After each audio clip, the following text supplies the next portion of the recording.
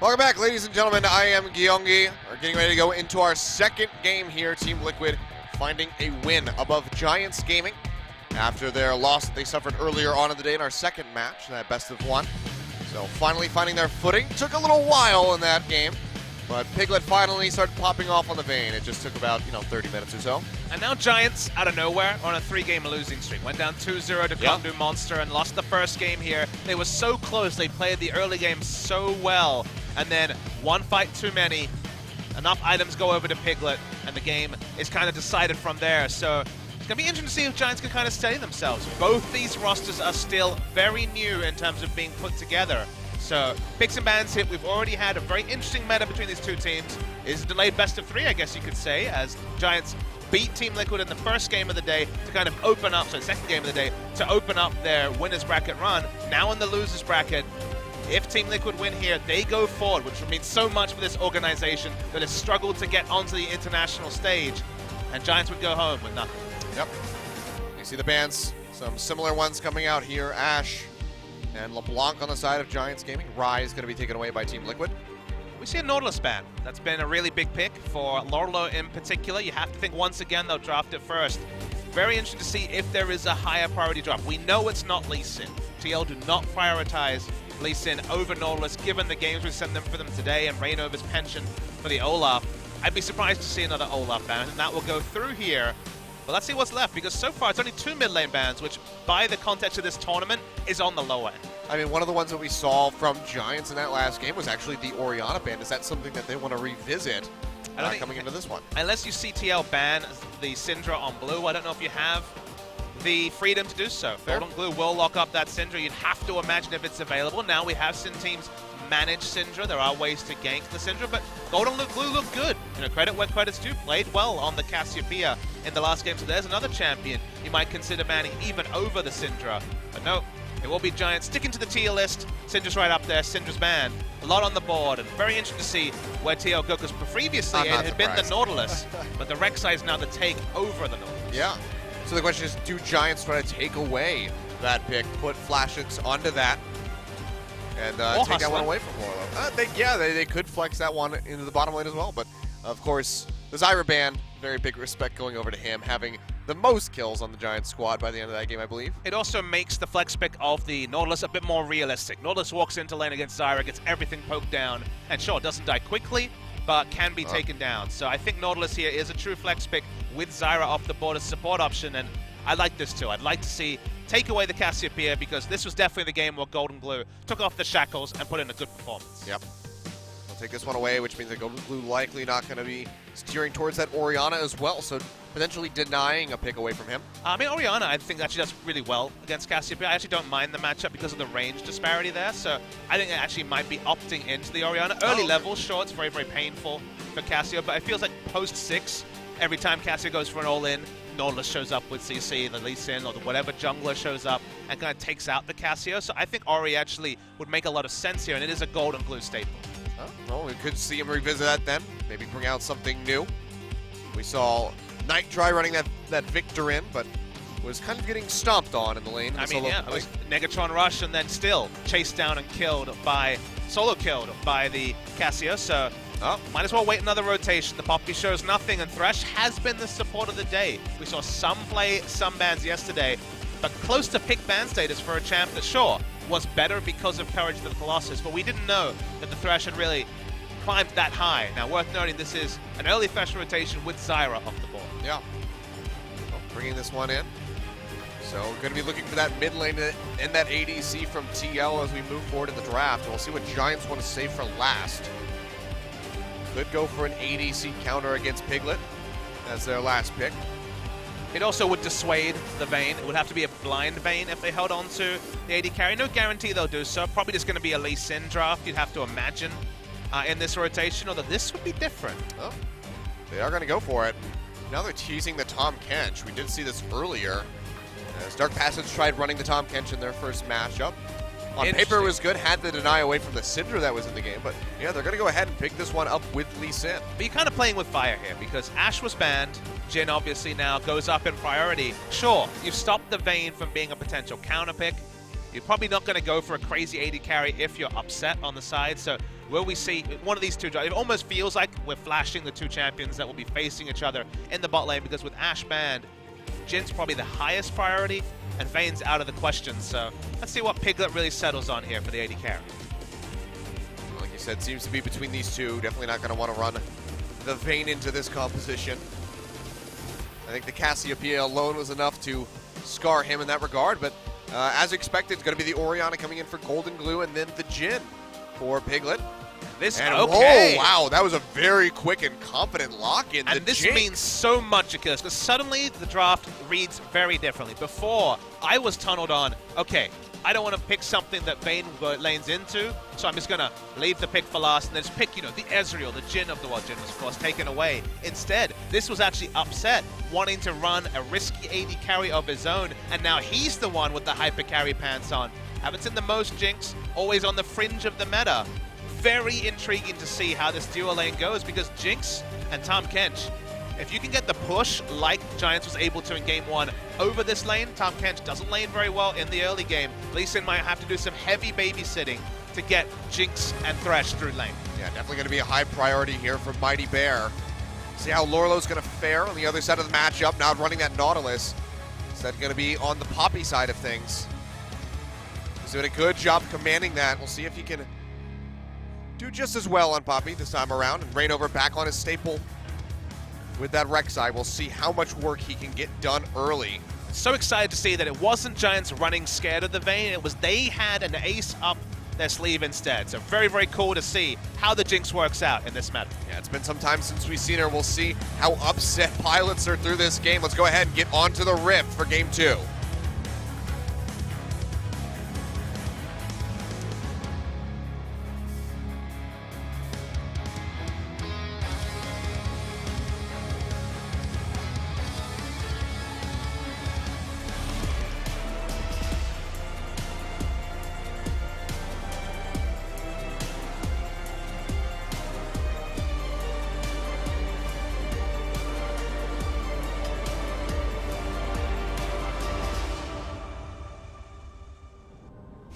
Alright, welcome to Summoner's Rift TL, now on the blue side, Giants on the red.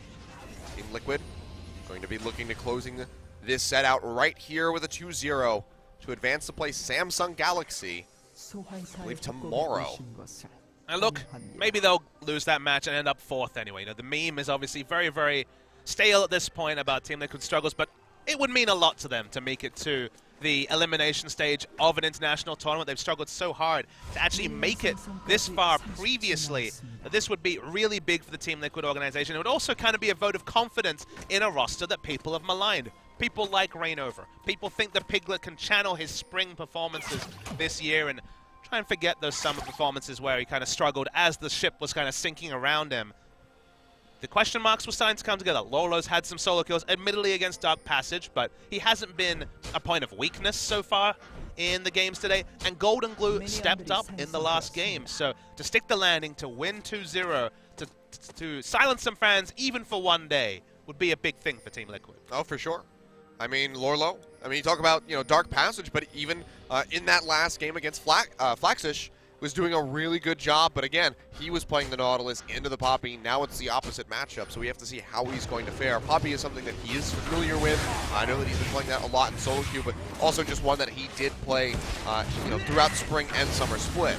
I'm going to be a bit more discerning. I mean, they kind of walked at each other, right-clicked, pressed some buttons. I mean, there were no solo kills in that one, Achilles, so it wasn't quite the same texture. But you're right, he looked accomplished. He looked like a standard top laner in the tank meta. And with the tank meta coming in, sure, Lolo may not have been the same top carry as Impact was, but if he can just be adequate while Golden Glue steps up, that's pretty good for team balance on the side of Team Liquid. Yep. See already the trade back and forth coming through is Upset, trying to abuse that added range from the rocket launcher. Just trying to keep Piglet off these minions as best as possible.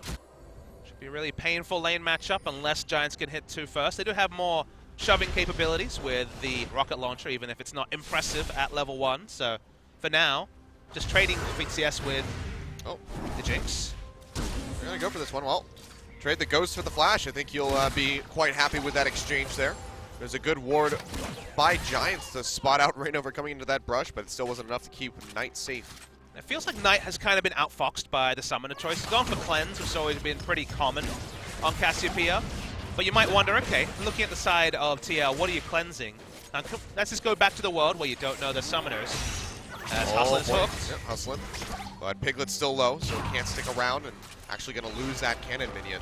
To me, the cleanse was taken here to deal with exhaust, so they can keep consistently doing damage as the Cassiopeia, and there is no exhaust on the side of TL. They've gone Ignite for lane phase. They want to really punish the Jinxes. Laxish is doing very well in trades, doesn't really have kill pressure yet, so the cleanse is pretty low value as a summoner. Sure, the threshold. Sure, there are edge cases where it might be useful, but the exhaust would maybe have vindicated it. Now suddenly, would have been nice to have a counter ghost to ghost when Golden Glue popped his on Orianna earlier. Yeah, and I mean, one of the things that really led to Knight excelling in that first game was being able to beat Golden Glue to the exchanges. Floro, though, going to flash away. Actually got it. Still getting that first blood. Rainover going to try to trade this one back. He will be able to do so. Oh, no, the shield coming through from Mighty Bear. Can Rainover close the distance? The answer is no. Doesn't have a clear shot to get the Prey Seeker off, and now he's in a bad spot. Mighty Bear looks like he's going to be able to take this one out. Flash Kick's coming over the wall. Gets a pop-up. Rainover, can he get it? No. And that's going to be a kill and assist going over to a Nautilus, and Mighty Bear walking away with another kill. Meanwhile, in bottom lane, the action just not stopping. Jumper's coming out, Piglet walking forward, trying to get those last couple shots in. He can't find them. But that's 2 kills on the board for Giants. Already a really good start for them. And instantly, no questions about the communication between Flaxish and his Korean jungler, Mighty Bear. They actually walk to each other. Off the side, teleports here, but Flaxish already there. Piglet got to flash away from the dredge line. It does catch Matt. It looks like he might be the first one to fall. Lorlo is here. Matt getting devoured, flashes away, actually still alive. Piglet comes up with 1 kill. He takes out the Tom Kench. Flashes, stunned into the wall. Matt looking like he might live. Does he have the hook back up? I feel like we've seen this through. And that is going to be 1 dead Nautilus. This time going to be handed over, nicely stopped. Oh, the shield. Piglet, can he get it? Needs 1 more shot, has the crit ready. Lorlo, he's going to have to charge in for it, so no second kill going over to the Jhin. But still nicely played, and now 2-2, and TL, they're going to start spilling that gold lead, or at least equalizing it. Well, the bro status is definitely intact for Lorlo, who did his absolute most to give the kill over to Jhin, stop punishing the Jinx in lane. Now Jhin, crucially, despite going back with 29 CS, kill and assist is enough for the BF sword. We're going to see the replay. This is just as Giants have basically taken control of the game, but the moment that Upset is ignited, it doesn't matter that Flaxish made it to this fight first, because the Jinx can do nothing. She's completely zoned from the fight, and just as the same feel we felt when Rek'Sai couldn't get that last auto, Flaxish had nowhere to go. He was overextended, he would die, and it's just basically a mirror play with some slightly different actors on both sides of the map, and suddenly it's 2 each. Yep. A little clowny, but in the end, TL do get the double kill, or the 2 kills coming through. Matt coming up with a hook on a Hustlin, trying to stop him from getting rid of that ward, baiting him out actually with that Dark Passage, throwing the Lantern behind him, trying to scare the Tom Kench away from the ward. Not going to play out that time. So it does go down. Old Flu, oh, losing vision. There it is. He got the blue buff in the end. Upset actually used his heal to try and last second keep Flaxish alive, and was half a second too late. Only ended up selfishly healing, went back anyway, so got no value out of that. Half a second earlier, and suddenly it would have just been a 1-kill donation over to the side of TL. Yep. But BF Sword versus Pickaxe, pretty clear how this lane's going. It's not necessarily struggle street, it's not great for Giants. Yep. See, Mighty Bear walking into that brush, was warded out, so not going to be able to find an entry for a gank. Just going to be safe times for Piglet and Matt so far. Lorlo farming up under the turret, just barely staying ahead of Flashes, but all in all, going to be pretty even. You can see just the Bomby Cinder coming through for that Nautilus, and then it's going to be that Spectre's Cowl for the Poppy. Got Sentence going to go wide, the play in, get a good amount of damage in onto Hustlin. Still, worth noting, this is fine for the Jinx. Jinx Tom Kench is a very weak laning 2v2. There was a time earlier on different balance states where both these champions were strong and you could just actually eat the opponent onto the chompers and get the permanent CC and damage, but for a laning 2v2, it's not powerful in the current meta, especially against double ranged on the side of TL, so just getting through lane, much like Piglet was attempting to do in game 1, is pass marks for Giants. And Upset, sure, doesn't have the kill involvements, but otherwise, doing very comfortably against Piglet. Yep, it's looking good. See if he can just keep that up. Rainover just showed down to the bottom side, now going back around for the Krugs. Whether or not he's going to be able to find an entry into the bottom lane for a gank, however, is yet to be seen. There are no wards in the river until you get up by that Dragon Pit. Meanwhile, Hook comes through. They lock up Hustlin. Final shot will hit the Tom Kench. Flashes away from that Deadly Flourish. Lantern forward, Upset, getting ignited. They need a couple shots, but Piglet gets exhausted. Q not going to land onto the Jhin. Mighty Bear now going low as Rainover is just dueling it out. Matt gets the hook on the Knight. Nice. Golden Glue almost arriving, but Knight is able to finish off the Thresh, but he's going to pay for this one with his life. Piglet picking up the kill, picking up the blue buff, almost has the double. Rainover will take it, and that's just going to be a 2-for-1 in favor of Team Liquid and maybe the first brick. And once again, rotating first doesn't pay off for Giants. They have a lane that is not powerful in the 2v2, especially before ults are put together, and even though they get the Cassiopeia, who by far has the inside track to bot lane, even without the Ghost Summoner spell, this is really unfortunate stuff for Giants. And Team Liquid, on the other hand, everything kind of comes together for them here. They're able to keep up the life bars. Mighty Bear is already chunked out with no involvement. I was impressed with the cleanse mechanic. That was Captain Jack-esque from Knight, but it doesn't actually achieve anything. And from there, it's just Mighty Bear, both Korean members of Giants, just donating over some extra kills to TL. Yeah. Well, TL starting to get things moving in the right direction after that really rocky start. Piglet's still behind a little bit. Now Lorlo maybe looking for a solo kill yet again. Gets popped up by the ultimate, but still hot on the heels. Charges forward, one last auto attack, and Lorlo, the dueling god it would seem here at IEM Gyeonggi, coming up yet again with a kill. And it's both sides of the matchup. He seems pretty confident on a kill. This is really big for TL. That Lorlo, with another year of senior play, LCS play under his belt, leveling up as a laner, taking down opponents. It is Flaxish making his debut on this lineup, but you can only beat the people put in front of you. And the fact that it's not Dark Passage, it's now Giants, where Lorlo is impressing, is big news for TL fans. That it is. I mean, Lorlo, this is kind of hearkening to his history. We'll get a replay of this, but one of the things that he was known for, one of the reasons he was picked up was because of his duelist mentality from solo queue in his time on CLG Black. And now it seems like he's finally figured out a way to transition that into the tank play. I mean, it's one of those things about Gears, right? We saw that he still has the more supportive mindset when he went bot, trying to pass that kill over to Piglet. But the best players, the likes of Smeb, for example, they toggle between aggression and support depending on what the team needs. And for the Gears to start to be shown for Lorlo is very important for TL going forward. It's been working out so far. Now you can see, of course, the rotation of the bot lane coming up into the top. Rainover going to use that Void Rush, comes up into the top side of the river, but looks like he's just going to final Scuttle Crab. No opportunity to move in for a gank against Upset and Hustlin yet. It's not quite a mirror of the previous game in terms of the speed to which TL is able to play this game. It was Giants who really were very, very quick about things in the previous game, but same idea, right? They're trying to push down outer turrets. Jhin has more wave because this is a big dive. And here comes Rainover in Golden Blue. Takes that Dark Passage away from the Choppers, going in, looking for the Shockwave. There it is, pulls him in. Hustlin going low. They're going to try to turn this one around. Getting locked up is the Nautilus, and he's going to fall. Golden Blue finds the first kill. Now Lorlo on the backside, trying to work down Piglet. Going to get Petrifying gazed on. Miasma's thrown down, so he has to flash over it to make it out. Lorlo getting hit up. The turret shot's coming through. One more hit ought to do it from Upset, but he's out of mana. Can't get the rockets off. Another grab onto Mighty Bear. Has to get devoured by Hustlin to keep himself alive.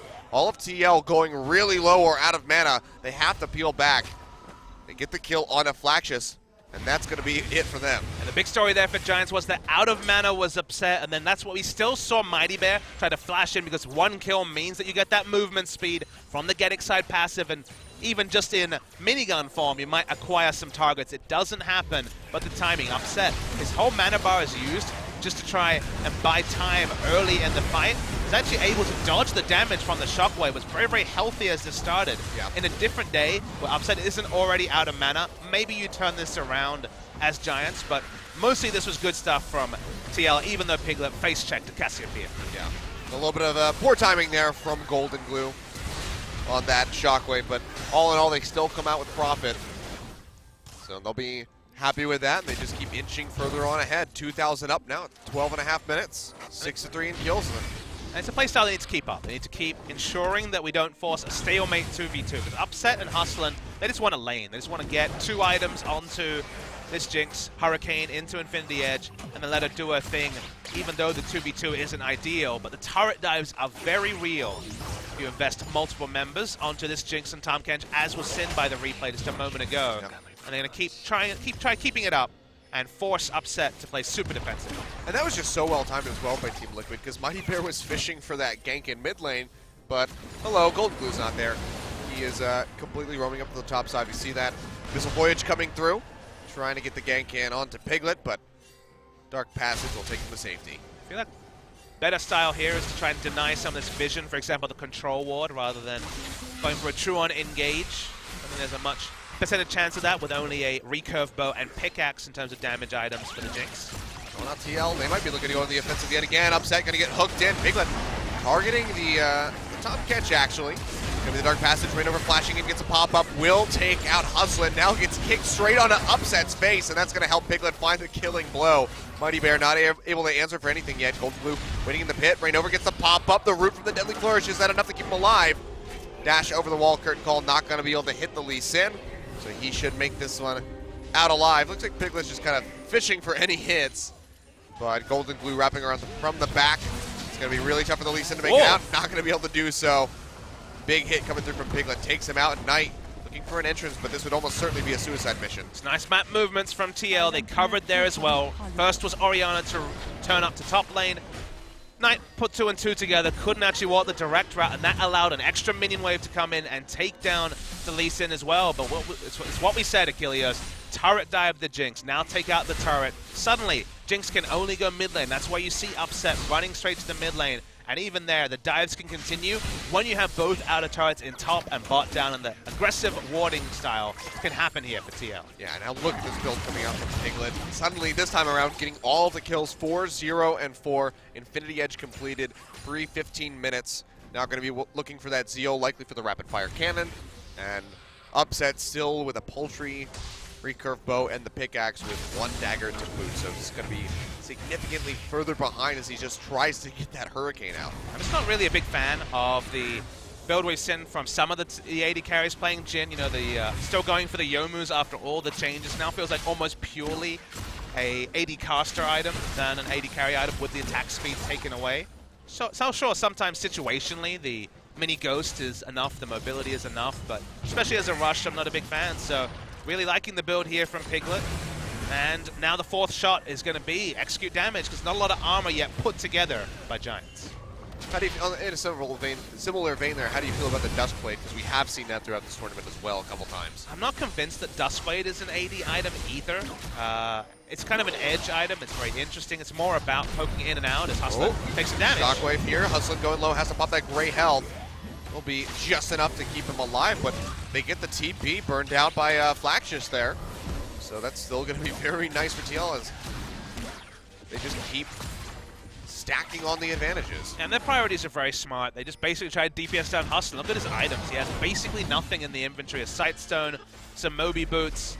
He doesn't have 6 skills this time as support. Absolutely not, but I mean, the Crystalline Bracer is so well needed because he was so squishy that he's fishing for, predictably, the W to take away a more higher priority member, but the moment that he eats someone, you turn targets, he basically dies, and if he dies in 1 rotation, the ally's not getting to safety either. All right, well, first Drake goes down there at about the 16.5-minute mark. Ocean over to Team Liquid. Cloud will be our second that we'll see come up. You see Piglet still down in CS, but that doesn't matter with how many kills he has. Very, very different game for Piglet. Spent Yes, the whole of the last game, you know, playing as far back as possible, picking his spots because he's behind in items, behind in levels.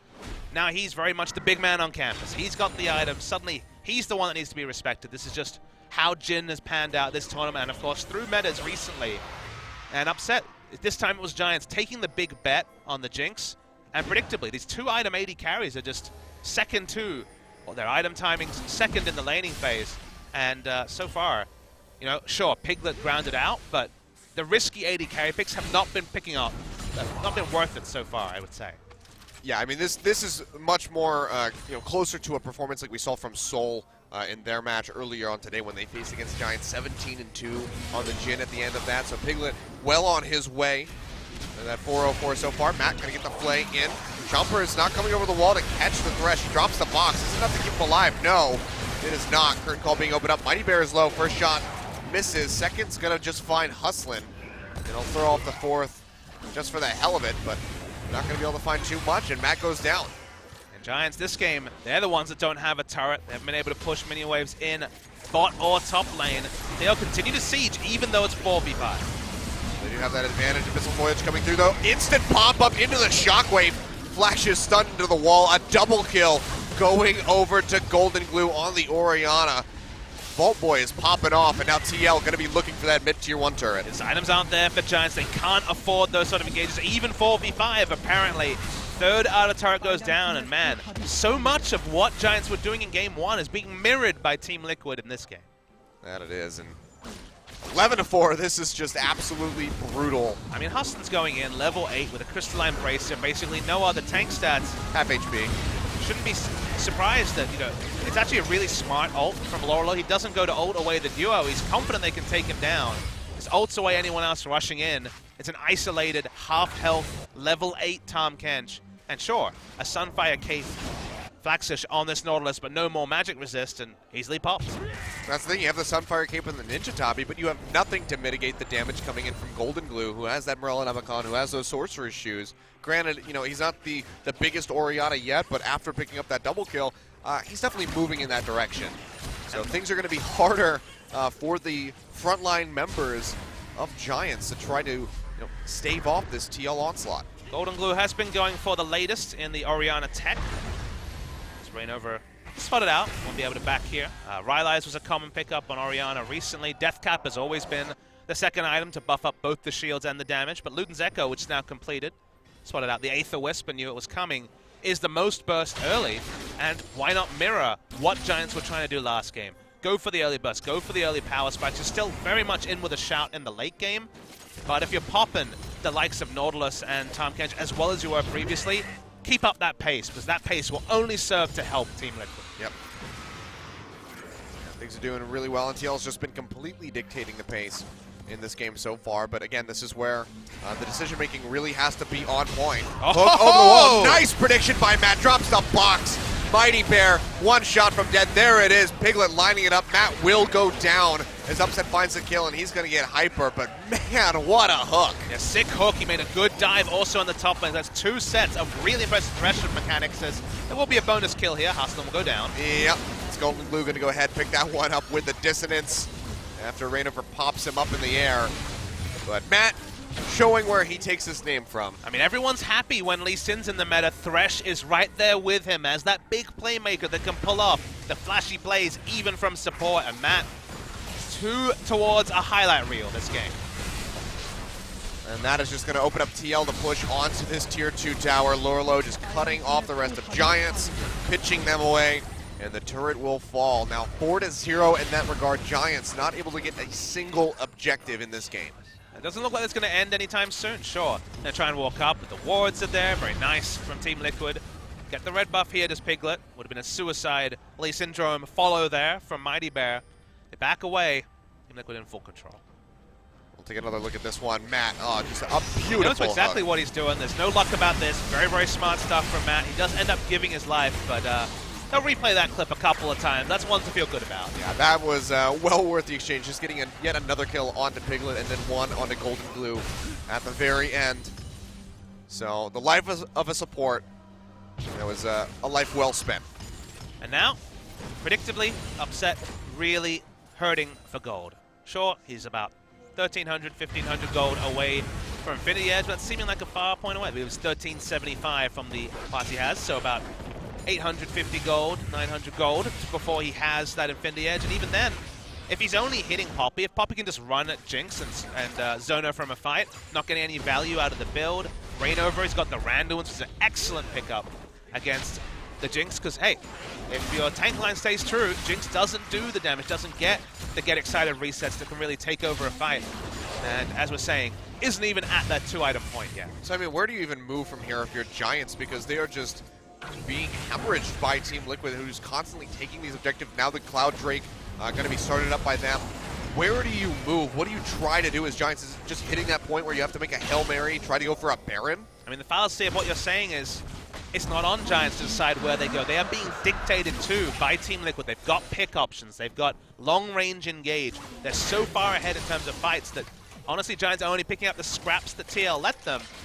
There were too many scraps given over by Giants last game, and they're going to try and punish Giants here. All right, well, Matt coming in hot, gets the hook, lands it straight on an upset. He's going to get devoured by the Tom Kench. Kick back on the Rainover does find Matt as well. A little bit of extra damage. The Shockwave comes through. It's going to find Mighty Bear right off the bat. Another hook. Beautiful cleanse by Knight, but it's not enough to keep him alive. He goes down, hustling with the gray health. He is going to fall as well. A double coming in for Golden Glue, and Lorlo taking up underneath the turret, going to stick to upset as best as he can. They take him out.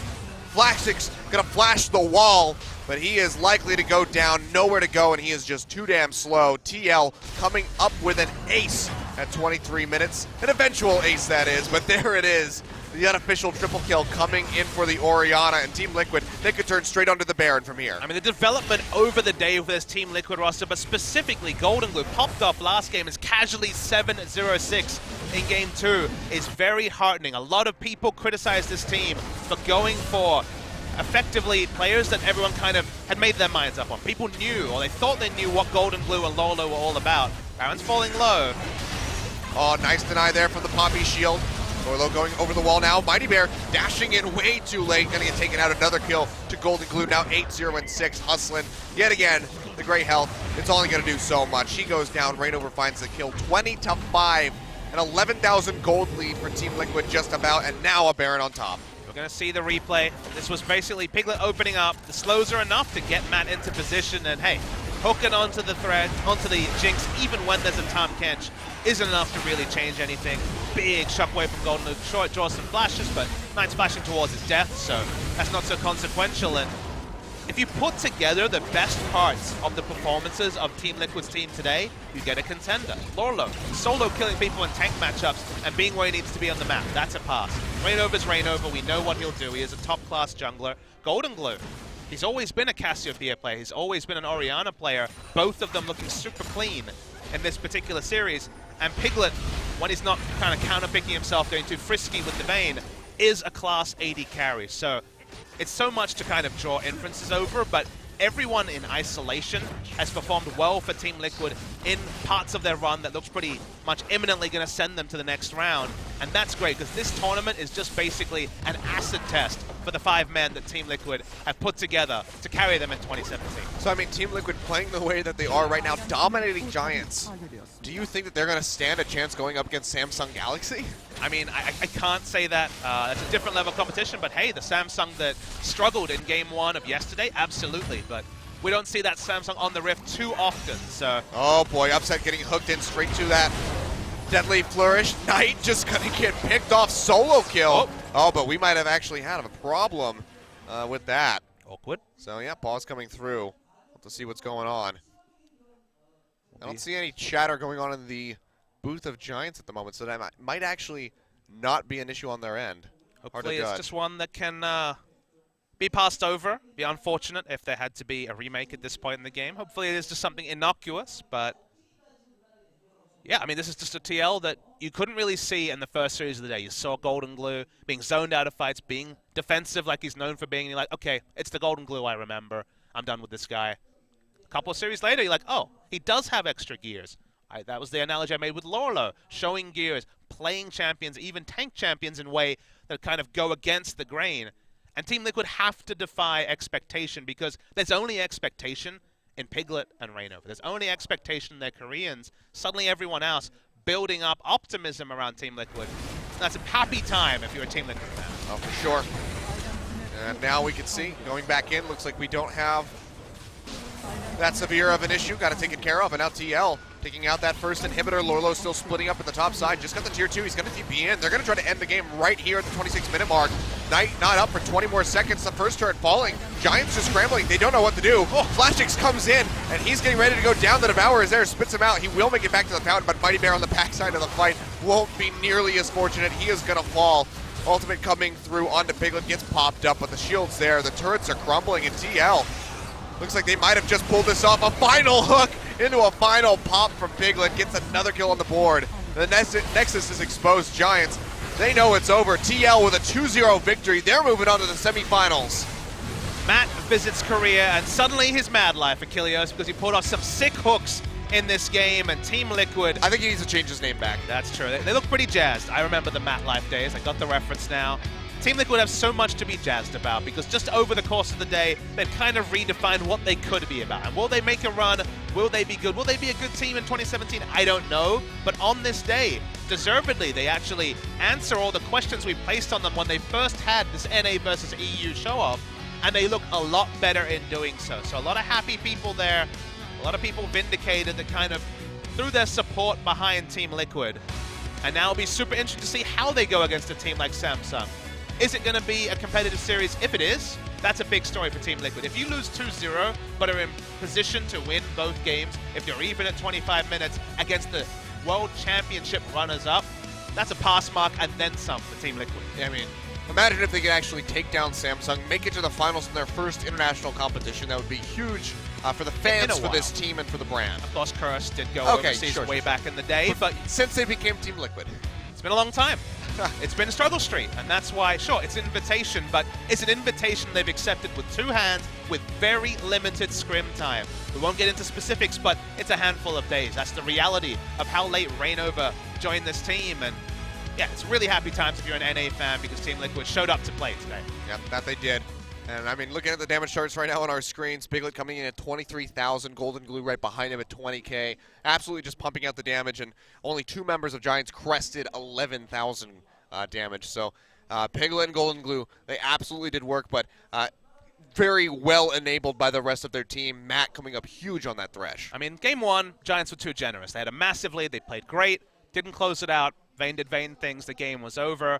Game two, no such generosity from Team Liquid. Just like Gyeonggi, just like Samsung in their second series yesterday, kept the foot on the accelerator, ended the game. The snowball meta expected by standard lanes was demonstrated by Team Liquid, so fair play to them. Played a lot better and over the day and went 4-0 run after losing to Giants early. Yeah, well, here we have it. Just in case you missed the rest of the games from earlier on, Gyeonggi Monster have advanced as the first seed out of Group B. Team Liquid now following up right behind them as Giants just lost in there, and Dark Passage, of course, getting shut out, the first team to go home. I mean, Team Liquid went 4-1. Two of those wins over Dark Passage, admittedly, but 4-1 on the day.